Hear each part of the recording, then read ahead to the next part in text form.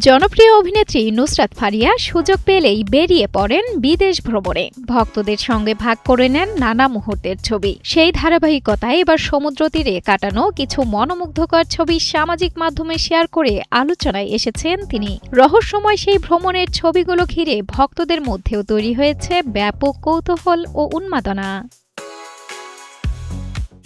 জীবন সুন্দর পৃথিবী।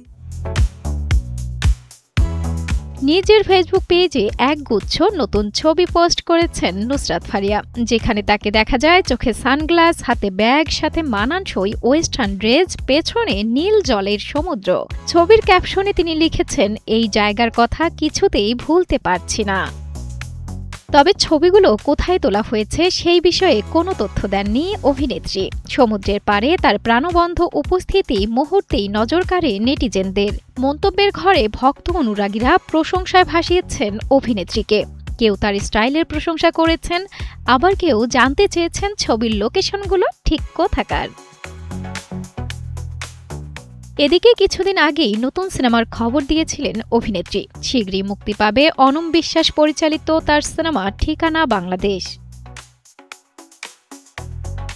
রহস্যময় সেই সমুদ্র সৈকতের ঠিকানা এখনও গোপন রেখেছেন নুসরাত ফারিয়া। তবে নতুন সিনেমার প্রস্তুতি আর ভ্রমণের স্মৃতি দুই মিলিয়ে অভিনেত্রীকে ঘিরে ভক্তদের কৌতূহল ও আগ্রহ যেন তুঙ্গে।